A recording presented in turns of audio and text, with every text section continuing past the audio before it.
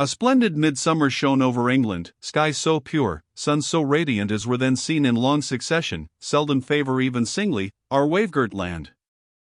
It was as if a band of Italian days had come from the south, like a flock of glorious passenger birds, and lighted to rest them on the cliffs of Albion. The hay was all got in, the fields round Thornfield were green and shorn, the roads white and baked, the trees were in their dark prime, hedge and wood, full-leaved and deeply tinted, contrasted well with the sunny hue of the cleared meadows between. On Midsummer Eve, Adele, weary with gathering wild strawberries in Hay Lane half the day, had gone to bed with the sun. I watched her drop asleep, and when I left her, I sought the garden. It was now the sweetest hour of the 24, day its fervid fires had wasted, and dew fell cool on panting plain and scorched summit. Where the sun had gone down in simple state, pure of the pomp of clouds, spread a solemn purple, burning with the light of red jewel and furnace flame at one point, on one hill peak, and extending high and wide, soft and still softer, over half heaven. The east had its own charm or fine deep blue, and its own modest gem, a rising and solitary star. Soon it would boast the moon, but she was yet beneath the horizon. I walked a while on the pavement, but a subtle, well-known scent, that of a cigar, stole from some window. I saw the library casement open a handbreadth. I knew I might be watched thence, so I went apart into the orchard. No nook in the grounds more sheltered and more Eden-like. It was full of trees, it bloomed with flowers. A very high wall shut it out from the court, on one side, on the other, a beech avenue screened it from the lawn. At the bottom was a sunk fence, its sole separation from lonely fields, a winding walk, bordered with laurels and terminating in a giant horsechestnut, circled at the base by a seat, led down to the fence. Here one could wander unseen. While such honeydew fell, such silence reigned, such gloaming gathered, I felt as if I could haunt such shade forever, but in threading the flower and fruit parterres at the upper part of the enclosure, enticed there by the light the now rising moon cast on this more open quarter, my step is stayed, not by sound, not by sight, but once more by a warning fragrance. Sweetbriar and southernwood, jasmine, pink, and rose have long been yielding their evening sacrifice of incense. This new scent is neither of shrub nor flower. It is, I know it well, it is Mr. Rochester's cigar. I look round and I listen. I see trees laden with ripening fruit. I hear a nightingale warbling in a wood half a mile off. No moving form is visible, no coming step audible, but that perfume increases. I must flee. I make for the wicket leading to the shrubbery, and I see Mr. Rochester entering. I step aside into the ivy recess. He will not stay long. He will soon return whence he came, and if I sit still he will never see me. But no eventide is as pleasant to him as to me, and this antique garden is attractive, and he strolls on, now lifting the gooseberry tree branches to look at the fruit, large as plums, with which they are laden, now taking a ripe cherry from the wall, now stooping towards a knot of flowers, either to inhale their fragrance or to admire the dew beads on their petals.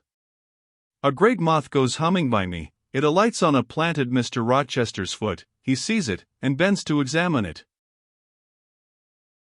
Now, he has his back towards me, thought I, and he is occupied too. Perhaps, if I walk softly, I can slip away unnoticed.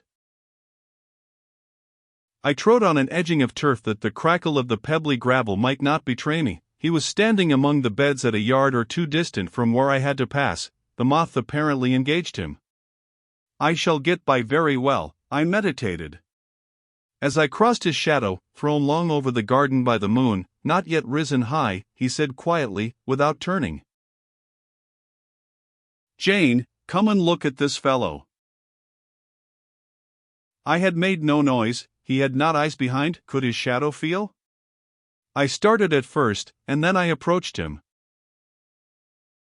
"Look at his wings," said he. "He reminds me rather of a West Indian insect. One does not often see so large and gay a night rover in England. There. He is flown." The moth roamed away. I was sheepishly retreating also, but Mr. Rochester followed me, and when we reached the wicket, he said, "Turn back. On so lovely a night it is a shame to sit in the house, and surely no one can wish to go to bed while sunset is thus at meeting with moonrise. It is one of my faults, that though my tongue is sometimes prompt enough at an answer, There are times when it sadly fails me in framing an excuse, and always the lapse occurs at some crisis, when a facile word or plausible pretext is specially wanted to get me out of painful embarrassment. I did not like to walk at this hour alone with Mr. Rochester in the shadowy orchard, but I could not find a reason to allege for leaving him. I followed with lagging step, and thoughts busily bent on discovering a means of extrication, but he himself looked so composed and so grave also, I became ashamed of feeling any confusion. The evil, if evil existent or prospective there was, seemed to lie with me only. His mind was unconscious and quiet. "Jane," he recommenced, as we entered the laurel walk, and slowly strayed down in the direction of the sunk fence and the horse-chestnut, "Thornfield is a pleasant place in summer, is it not?" "Yes, sir." "You must have become in some degree attached to the house, you, who have an eye for natural beauties, and a good deal of the organ of adhesiveness?" "I am attached to it, indeed. And though I don't comprehend how it is, I perceive you have acquired a degree of regard for that foolish little child Adele, too, and even for simple Dame Fairfax?" "Yes, sir, in different ways, I have an affection for both." "And would be sorry to part with them?" "Yes." "Pity," he said, and sighed, and paused. "It is always the way of events in this life," he continued presently. "No sooner have you got settled in a pleasant resting place, than a voice calls out to you to rise and move on, for the hour of repose is expired." "Must I move on, sir?" I asked. "Must I leave Thornfield?" "I believe you must, Jane." "I am sorry, Janet, but I believe indeed you must." This was a blow, but I did not let it prostrate me. "Well, sir, I shall be ready when the order to march comes." "It is come now, I must give it tonight." "Then you are going to be married, sir?" "Exactly, precise, with your usual acuteness, you have hit the nail straight on the head." "Soon, sir?" "Very soon, that is, Miss Eyre, and you'll remember, Jane, the first time rumor, plainly intimated to you that it was my intention to put my old bachelor's neck into the sacred noose, to enter into the holy estate of matrimony, to take Miss Ingram to my bosom. In short, she's an extensive armful, but that's not to the point. One can't have too much of such a very excellent thing as my beautiful Blanche. Well, as I was saying, listen to me, Jane. You're not turning your head to look after more moths, are you? That was only a lady clock, child, flying away home. I wish to remind you that it was you who first said to me, with that discretion I respect in you, with that foresight, prudence, and humility which befit your responsible and dependent position, that in case I married Miss Ingram, both you and little Adele had better trot forthwith. I pass over the sort of slur conveyed in this suggestion on the character of my beloved. Indeed, when you are far away, Janet, I'll try to forget it. I shall notice only its wisdom, which is such that I have made it my law of action. Adele must go to school, and you, Miss Eyre, must get a new situation. Yes, sir, I will advertise immediately, and meantime, I suppose I may stay here, till I find another shelter to betake myself to. But I stopped, feeling it would not do to risk a long sentence, for my voice was not quite under command. In about a month I hope to be a bridegroom, continued Mr. Rochester, and in the interim, I shall myself look out for employment and an asylum for you. Thank you, sir, I am sorry to give. Oh, no need to apologize. I consider that when a dependent does her duty as well as you have done yours, she has a sort of claim upon her employer for any little assistance he can conveniently render her. Indeed, I have already, through my future mother-in-law, heard of a place that I think will suit. It is to undertake the education of the 5 daughters of Mrs. Dionysius Ogle of Bitternut Lodge, Connaught, Ireland. You'll like Ireland, I think. They're such warm-hearted people there, they say. It is a long way off, sir. No matter, a girl of your sense will not object to the voyage or the distance. Not the voyage, but the distance, and then the sea is a barrier. From what, Jane? From England and from Thornfield, Anne. Well. From you, sir. I said this almost involuntarily, and, with as little sanction of free will, my tears gushed out. I did not cry so as to be heard, however. I avoided sobbing. The thought of Mrs. Ogle and Bitternut Lodge struck cold to my heart, and colder the thought of all the brine and foam, destined, as it seemed, to rush between me and the master at whose side I now walked, and coldest the remembrance of the wider ocean. Wealth, caste, custom intervened between me and what I naturally and inevitably loved. It is a long way, I again said. It is, to be sure, and when you get to Bitternut Lodge, Connaught, Ireland, I shall never see you again, Jane, that's morally certain. I never go over to Ireland, not having myself much of a fancy for the country. We have been good friends, Jane, have we not? Yes, sir. And when friends are on the eve of separation, they like to spend the little time that remains to them close to each other. Come. We'll talk over the voyage and the parting quietly half an hour or so, while the stars enter into their shining life up in heaven yonder. Here is the chestnut tree, here is the bench at its old roots. Come, we will sit there in peace tonight, though we should never more be destined to sit there together. He seated me and himself. It is a long way to Ireland, Janet, and I am sorry to send my little friend on such weary travels, but if I can't do better, how is it to be helped? Are you anything akin to me, do you think, Jane? I could risk no sort of answer by this time. My heart was still. Because, he said, I sometimes have a queer feeling with regard to you, especially when you are near me, as now. It is as if I had a string somewhere under my left ribs, tightly and inextricably knotted to a similar string situated in the corresponding quarter of your little frame. And if that boisterous channel, and 200 miles or so of land come broad between us, I am afraid that cord of communion will be snapped, and then I've a nervous notion I should take to bleeding inwardly. As for you, you'd forget me. That I never should, sir, you know, impossible to proceed. Jane, do you hear that nightingale singing in the wood? Listen. In listening, I sobbed convulsively, for I could repress what I endured no longer. I was obliged to yield, and I was shaken from head to foot with acute distress. When I did speak, it was only to express an impetuous wish that I had never been born, or never come to Thornfield. Because you are sorry to leave it? The vehemence of emotion, stirred by grief and love within me, was claiming mastery, and struggling for full sway, and asserting a right to predominate, to overcome, to live, rise, and reign at last, yes, and to speak. I grieve to leave Thornfield. I love Thornfield. I love it, because I have lived in it a full and delightful life, momentarily at least. I have not been trampled on.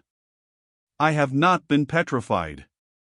I have not been buried with inferior minds, and excluded from every glimpse of communion with what is bright and energetic and high. I have talked, face to face, with what I reverence, with what I delight in, with an original, a vigorous, and expanded mind.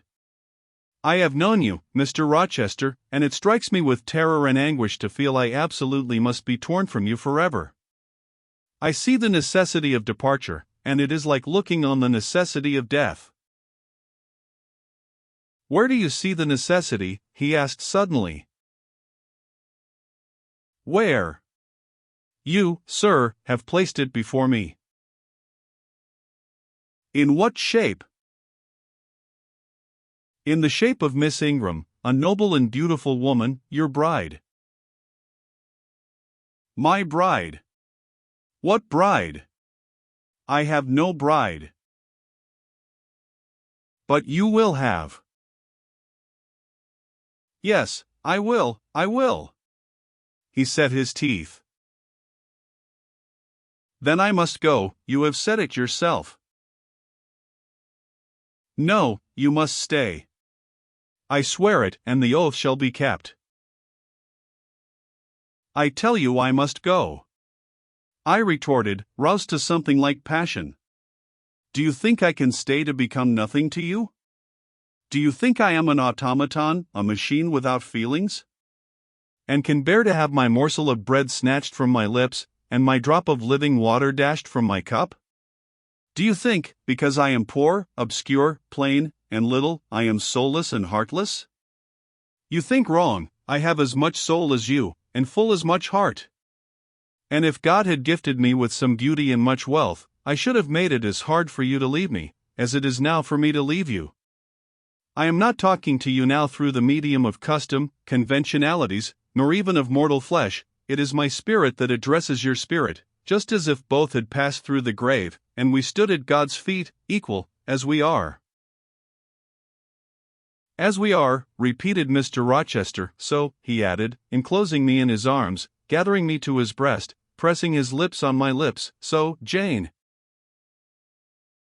Yes, so, sir, I rejoined, and yet not so, for you are a married man, or as good as a married man, and wed to one inferior to you, to one with whom you have no sympathy, whom I do not believe you truly love, for I have seen and heard you sneer at her. I would scorn such a union, therefore I am better than you, let me go. Where, Jane? To Ireland? Yes, to Ireland. I have spoken my mind, and can go anywhere now. Jane, be still, don't struggle so, like a wild frantic bird that is rending its own plumage in its desperation. I am no bird, and no net ensnares me. I am a free human being with an independent will, which I now exert to leave you. Another effort set me at liberty, and I stood erect before him. And your will shall decide your destiny, he said. I offer you my hand, my heart, and a share of all my possessions. You play a farce, which I merely laugh at. I ask you to pass through life at my side, to be my second self, and best earthly companion. For that fate you have already made your choice, and must abide by it. Jane, be still a few moments. You are overexcited. I will be still too. A waft of wind came sweeping down the laurel walk, and trembled through the boughs of the chestnut. It wandered away, to an indefinite distance, it died. The nightingale's song was then the only voice of the hour. In listening to it, I again wept. Mr. Rochester sat quiet, looking at me gently and seriously. Some time passed before he spoke. He at last said, "Come to my side, Jane, and let us explain and understand one another." I will never again come to your side. I am torn away now, and cannot return. But, Jane, I summon you as my wife. It is you only I intend to marry. I was silent. I thought he mocked me. Come, Jane, come hither. Your bride stands between us. He rose, and with a stride reached me. My bride is here, he said, again drawing me to him, because my equal is here, and my likeness. Jane, will you marry me? Still I did not answer, and still I writhed myself from his grasp, for I was still incredulous. Do you doubt me, Jane? Entirely. You have no faith in me? Not a whit. Am I a liar in your eyes? He asked passionately. Little skeptic, you shall be convinced. What love have I for Miss Ingram? None, and that you know. What love has she for me? None, as I have taken pains to prove. I caused a rumor to reach her that my fortune was not a third of what was supposed, and after that I presented myself to see the result. It was coldness both from her and her mother. I could not marry Miss Ingram. You strange, you almost unearthly thing, I love as my own flesh. You poor and obscure, and small and plain as you are, I entreat to accept me as a husband. What, me? I ejaculated, beginning in his earnestness and especially in his incivility, to credit his sincerity, me who have not a friend in the world but you. If you are my friend, not a shilling but what you have given me? You, Jane, I must have you for my own, entirely my own. Will you be mine? Say yes, quickly. Mr. Rochester, let me look at your face, turn to the moonlight. Why? Because I want to read your countenance, turn. There. You will find it scarcely more legible than a crumpled, scratched page. Read on, only make haste, for I suffer. His face was very much agitated and very much flushed, and there were strong workings in the features, and strange gleams in the eyes. "Oh, Jane, you torture me," he exclaimed. "With that searching and yet faithful and generous look, you torture me." "How can I do that? If you are true, and your offer real, my only feelings to you must be gratitude and devotion, they cannot torture." "Gratitude," he ejaculated, and added wildly, "Jane, accept me quickly. Say, Edward, give me my name Edward, I will marry you." "Are you in earnest? Do you truly love me? Do you sincerely wish me to be your wife?" "I do, and if an oath is necessary to satisfy you, I swear it." "Then, sir, I will marry you." "Edward, my little wife." "Dear Edward." Come to me entirely now," said he, and added, in his deepest tone, speaking in my ear as his cheek was laid on mine, "Make my happiness, I will make yours." "God pardon me," he subjoined ere long, "and man meddle not with me, I have her, and will hold her." "There is no one to meddle, sir. I have no kindred to interfere." "No, that is the best of it," he said.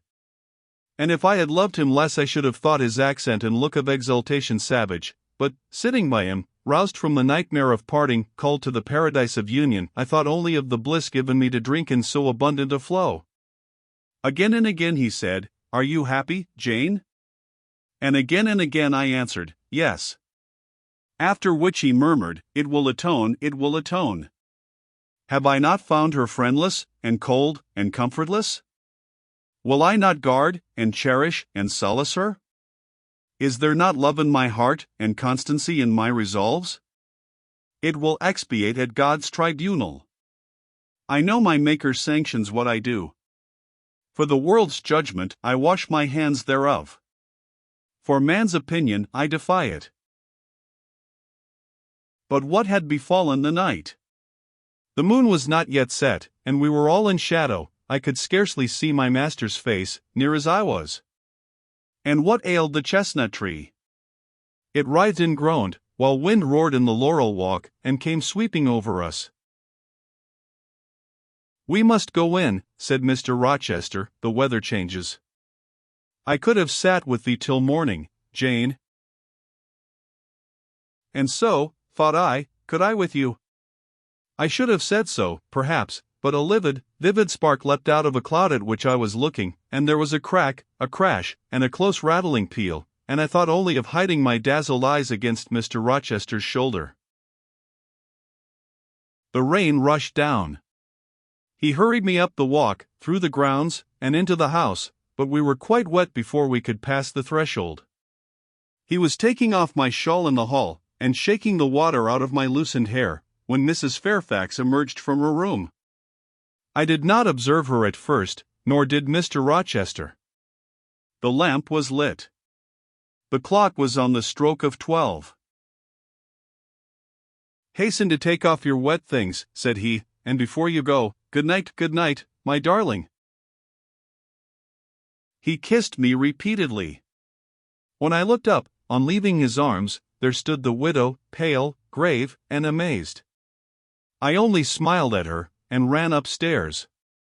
Explanation will do for another time, thought I. Still, when I reached my chamber, I felt a pang at the idea she should even temporarily misconstrue what she had seen.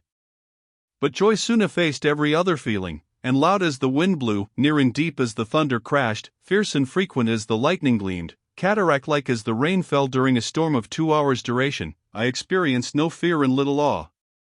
Mr. Rochester came thrice to my door in the course of it, to ask if I was safe and tranquil, and that was comfort, that was strength for anything.